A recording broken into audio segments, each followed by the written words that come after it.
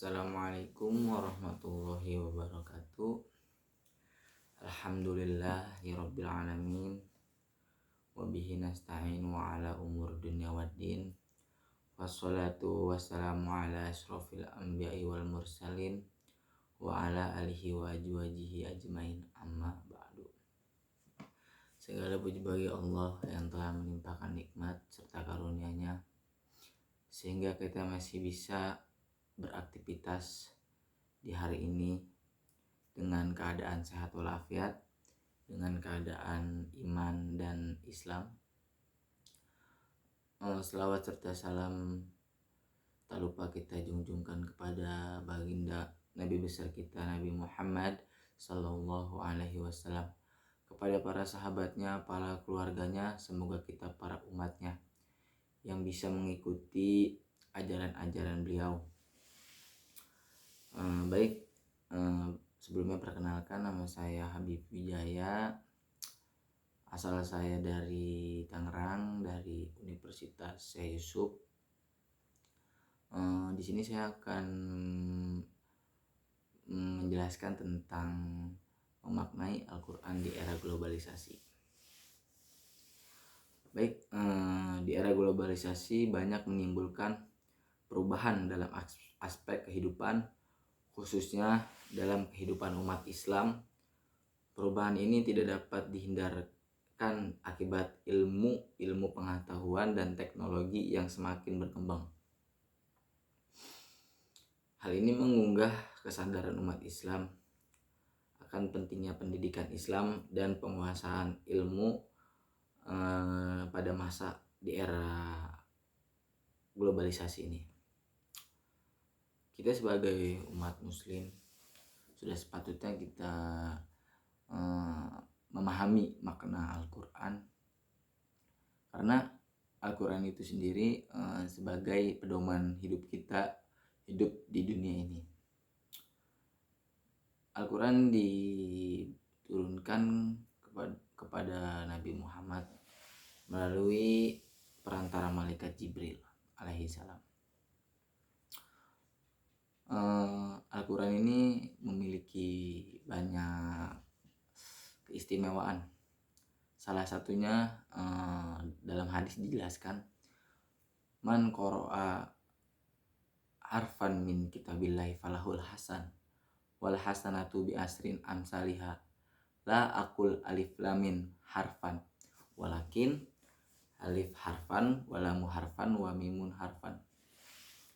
Yang artinya gini kurang lebih, barang siapa yang membaca satu ayat di dalam Al-Quran,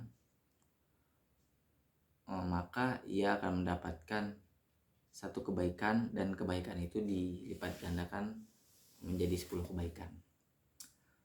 Yang dimaksud di dalam hadis ini, satu ayat itu tidak yang dimaksud ini tidak alif lam mim, akan tetapi alif satu huruf, lam satu huruf, dan mim satu huruf. Masya Allah ya, Masya Allah. Mendapat ganjaran satu kebaikan, dan kebaikan itu dikalikan 10 kebaikan ya. Coba kita baca kayak contoh Bismillahirrahmanirrahim. Coba itu udah berapa ayat itu? Kurang lebih Bismillahirrahmanirrahim itu 19 huruf ya. Tetapi pada kenyataannya di era globalisasi ini banyak generasi bangsa yang kurang pemahaman terhadap makna Al-Quran itu sendiri ya. Karena apa? Karena itu tadi banyak ilmu umum, ilmu teknologi yang menggantikan salah satu ilmu yang harus kita pahami sebagai umat Islam, yakni ilmu Al-Quran, ulumul Quran. Di sini saya akan membagikan salah satu teori Di sini teorinya bernama teori hermeneutika. Kata hermeneutika berasal dari kata bahasa Yunani, yakni dengan arti menafsirkan dalam kata benda hermenei yang berarti interpretasi. Dengan demikian mengandung dua pengertian, yaitu menafsirkan dan hasil dari penafsiran tersebut diinterpretasikan, seperti kata kerja membaca yang dihasilkan pemahaman. Jadi teori di sini tuh, teori hermeneutika ini kata kerja, misalkan kita membaca Al-Quran. Nah, hasil dari kita membaca Al-Quran ini apa? Harus memiliki hasil, yakni pemahaman. Ya. Kata benda dalam bahasa Yunani tersebut sama dengan penggunaan bahasa pada umumnya. Hermeneutika merupakan teori kritik sastra yang ada sejak abad 19 yang telah populer dalam masyarakat muslim akademis. Memahami Al-Quran pada era globalisasi juga butuh pendekatan literal saja, seperti ulama-ulama yang mengajarkan ilmu-ilmu Quran, cara baca Al-Quran ya. Kenapa di sini saya mengambil teori hermeneutika? Karena teori hermeneutika ini sangat cocok digunakan pada zaman era masa globalisasi ini, karena di dalam teori hermeneutika ini mempertimbangkan konteks historis, linguistik dan sosialnya. Pemahaman ini memungkinkan kita mengaitkan ajaran Al-Quran dengan realitas kontemporer pada masa ini. Jadi disesuaikan dengan realitas yang ada pada saat ini. Nah, penting juga untuk memperhatikan bahwa hermeneutika Al-Quran ini dapat mengakibatkan dialog di antara tradisi keagamaan dan konteks modern, memungkinkan interpretasi yang relevan dengan perubahan zaman. Jadi nanti di sini bakal banyak metode-metode, seperti contohnya salah satunya metode Iqra, metode tahsin, ada banyak lagi, ada metode one day one juice, satu hari satu jus, dan lain-lain, banyak juga teori-teori lain. Tetapi teori yang tadi sangat sangat bisa digunakan di era globalisasi ini. Nah, dalam penggunaan hermeneutika terhadap Al-Quran di era modern ini penting untuk memahami bahwa berbagai interpretasi mungkin muncul. Oleh karena itu, proses hermeneutika ini harus dijalankan dengan hati-hati dan bimbingan ilmiah dan rasa hormat terhadap ajaran-ajaran agama Islam, agar tidak keluar dari syariat-syariat Islam. Nah, salah satu kekurangan teori hermeneutika ini adalah yang bersifat subjektif. Jadi interpretasi seseorang terhadap suatu teks dapat dipengaruhi oleh latar belakang pengalaman dan pandangan pribadi mereka. Hal ini menghasilkan beragam pemahaman yang mungkin tidak selalu mencerminkan maksud asli sang penulis. Nah, selain itu hermeneutika ini seringkali melibatkan proses interpretasi ya. Jadi kita dalam menggunakan teori ini harus berhati-hati. Jadi harus ada kajian-kajian ilmuannya ya, seperti kayak didampingi oleh guru-guru, ulama-ulama kita yang mengajarkan mengaji ya. Jadi nggak boleh sembarangan. Nah, selain itu juga kita harus memahami induksi makna yang ada di dalam Al-Quran, yang melibatkan beberapa langkah-langkah penting ya. Seperti di sini menurut pendapat Dr. Yusuf Qaradawi memaparkan beberapa karakteristik Al-Quran dalam kitabnya Kaifah Nata'mal Ma'al Al-Quran, bagaimana berinteraksi dengan Al-Quran secara singkat. Contoh sebagai berikut. Yang pertama, Al-Quran adalah kitab ilahi yang diturunkan Allah Subhanahu wa Ta'ala, kalamullah, diturunkan kepada Nabi Muhammad melalui malaikat Jibril alaihissalam. Yang kedua adalah Al-Quran ini sebagai kitab suci yang terpelihara. Al-Quran ini dijaga langsung oleh Allah Subhanahu wa Ta'ala. Tidak ada yang akan bisa merusaknya. Oknum-oknum yang ingin merusaknya tidak bakal bisa. Soalnya di sini yang menjaga Al-Quran ini adalah Allah Subhanahu wa Ta'ala langsung. Yang ketiga, ada Al-Quran sebagai kitab suci yang menjadi mukjizat. Nah, Al-Quran ini menjadi salah satu bukti bahwa mukjizat Nabi Muhammad, salah satu mukjizat Nabi Muhammad yakni Al-Quran yang bertahan pada saat ini, yang bisa kita rasakan di era ini sampai era ini. Yang keempat, ada Al-Quran adalah sebagai kitab suci yang menjadi penjelas dan dimudahkan pemahamannya. Nah, jadi kitab terdahulu seperti Injil, Taurat, Zabur dan lain-lain disempurnakan dengan kitab Al-Quran ya sebagai penjelas. Nah, dan dimudahkan juga bagi orang-orang yang mau menghafalnya ya. Jadi Al-Quran ini ada di dalam hadis dijelaskan kurang lebih penjelasannya itu, barang siapa yang menghafal Al-Quran itu akan dimudahkan ya. Nomor 5, yang kelima ini, Al-Quran adalah kitab suci yang lengkap ya, dari zaman Nabi Adam sampai zaman Nabi Muhammad itu dijelaskan dalam Al-Quran. Bukan hanya itu, seperti Al-Quran juga menjelaskan tentang hukum-hukum syariat Islam, banyak di dalamnya yang menjelaskan itu. Terus yang selanjutnya, Al-Quran adalah kitab suci seluruh zaman. Dan tadi Al-Quran yang menjaga itu langsung Allah Subhanahu wa Ta'ala. Tidak akan ada yang bisa merusak kesucian Al-Quran.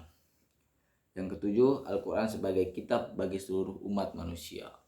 Al-Quran diturunkan ke bumi oleh Allah Subhanahu wa Ta'ala kepada Nabi Muhammad itu untuk pedoman, dijadikan pedoman sebagai kita umatnya, umat muslim ya. Yang kedelapan, Al-Quran ketika dibaca mendapatkan pahala. Nah, ini dia yang istimewa ya, yang harus kita ingat bahwasannya barang siapa yang membaca Al-Quran itu akan mendapatkan pahala ya. Jadi kita baca tadi Bismillahirrahmanirrahim, bismi, ba satu huruf, sin satu huruf, mim satu huruf, sudah mendapatkan 3 kebaikan, lalu dilipat gandakan menjadi 10 kebaikan, jadi dapat 30 untuk kita. Coba kita baca kayak contoh surat Al-Fatihah aja, itu ada berapa ayat di dalam surat, ada berapa huruf dalam surat Al-Fatihah. Masya Allah ya. Nah, jadi kita udah mengetahui karakteristik dan teori juga tadi, teori hermeneutika. Sekarang di sini kita akan menjelaskan tentang faktor-faktor yang menghalangi pemahaman kita terhadap makna Al-Quran di era globalisasi ini ya. Al-Quran adalah petunjuk dan warisan, pedoman. Al-Quran itu sebagai pedoman. Raditu billahi rabba wa bil islami dina wa bi muhammadin nabiyya wa rasulah wa bil qur'ani hukma wa imama ya. Yang pertama di sini banyak sekali petunjuk-petunjuk dan aturan-aturan yang menjaga setiap muslim dari keburukan dan menuntun kepada kebaikan. Yang pertama, fokus pada makhorijul huruf Al-Quran ya. Jadi kita kalau pengen paham, betul-betul paham sama apa sih makna yang ada di dalam Al-Quran, kita harus paham dulu yang pertama sama makhorijul huruf yang ada di Al-Quran. banyak makharijul huruf yang ada di dalam Al-Quran. Contoh kayak alif, ba, ta, sa, ya banyak. Kayak huruf-huruf al-khaisum, al-lisan, banyak. Kita harus tahu itu ilmunya. Nanti ada di dalam cabang ilmu ulumul Quran, yakni di dalam ilmu tajwid ya. Ini yang kedua, taklid kepada suatu paham. Kita ini harus taklid pada satu mazhab ya, maka dia akan cenderung membatasi diri dan fanatik kepada paham atau mazhab tersebut. Hal ini menghadirkan subjektif yang biasa sehingga sulit untuk memahami isi kandungan Al-Quran secara baik ya. Jadi ya kita taklid pada suatu paham ini membuat salah satu faktor yang menghalangi kita terhadap pemahaman makna Al-Quran. Kayak contoh, karena membaca Al-Quran itu ada banyak versi ya, karena ada qiraatus sab'ah, ada asar, ada banyak lagi lah. Ada qiraatus sab'ah kayak contoh wadduha di Arab atau di negara timur lain itu ada yang membacanya wadduhe ya, banyak, ada 10 kalau nggak salah itu. Nah nih terus yang ketiga nih, terus melakukan dosa yang tergoda pada nafsu dunia. Banyak dari kita umat muslim di zaman sekarang ini, di zaman era modern ini, banyak yang tergoda melakukan dosa terhadap nafsu dunia. Nah nih, dosa ini akan menghadirkan di dalam hati, lama kelamaan itu akan membuat hati kita gelap. Nah itu akan lama-lama akan membuat hati kita keras ya. Jadi dosa tersebut dilakukan berulang-ulang kali. Jadi nanti hati kita akan mati gitu. Jadi susah buat paham tuh sama Al-Quran. Kayak sering melakukan maksiat seperti berzina, mabuk-mabukan, dan lain-lain lah gitu ya, yang terjadi di zaman kita sekarang ini. Itu salah satu yang membuat hati kita mati ya. Nah, selanjutnya ada menganggap tidak ada makna lain dari kalimat Al-Quran. Padahal Al-Quran ini banyak mengandung makna-makna yang harus kita pahami ya. Padahal sejak para sahabat Nabi bisa memiliki pendapat yang berbeda tentang makna yang terkandung dalam Al-Quran. Dengan kata lain, para sahabat juga terbiasa menafsirkan dan memahami Al-Quran sesuai dengan pendapat-pendapat dan ijtihad pribadinya yang mereka miliki masing-masing ya. Iya, kita harus gitu, kita harus memiliki rasa kayak kita ini membaca Al-Quran, tetapi kita tidak mentadaburi apa itu arti dari sebuah kalimat, apa yang kita baca itu kita tidak tadaburi. Nah dari situ pentingnya kita memahami makna Al-Quran ya. Nah ya, selanjutnya cara memahami makna Al-Quran di era globalisasi. Dengan adanya berbagai cara yang telah dipertimbangkan dengan terperinci dan edukatif, maka minat baca yang dulu sangat tinggi dan jika dilihat presentasinya sekarang jauh lebih menurun. Karena apa? Karena para lembaga khususnya Kemenag berusaha demi ayat-ayat dalam Al-Quran tidak berhenti begitu saja, sehingga banyak zaman sekarang kan sudah canggih, semua orang memakai HP ya. Jadi sekarang itu kemana-mana itu kan sudah menggunakan HP. Kayak contoh, siapa sih orang yang kemana-mana nggak bawa HP gitu kan. Maka dari itu Kemenag mengadakan aplikasi kayak contoh Al-Quran yang ada di aplikasi. Jadi kita kemana-mana itu kan bisa sambil baca Al-Quran, ya, bisa sambil mentadaburi arti Al-Quran, maknanya apa aja yang terkandung di dalamnya. Banyak sekarang aplikasi yang udah berkembang pesat lah di era zaman sekarang ini, ya. Selanjutnya mungkin saya memiliki sedikit kata-kata, ya. Kata-kata yang bunyinya gini: berusahalah untuk memahami lebih dalam apa yang kamu hafal dari Al-Quran, karena semakin kamu paham maka semakin kamu tidak mau melupakannya, ya. Mungkin cukup sekian yang dari saya yang saya dapat sampaikan. Jika ada kesalahan kata atau kesalahan, entah itu dari mana datangnya, itu datangnya dari saya, kesalahan ucapan saya dan lain-lain itu datangnya dari saya. Dan jika ada kebenaran, sungguh kebenaran itu datangnya dari Allah Subhanahu wa taala. Kurang lebihnya mohon maaf. Wallahu a'lam bishawab. Assalamualaikum warahmatullahi wabarakatuh.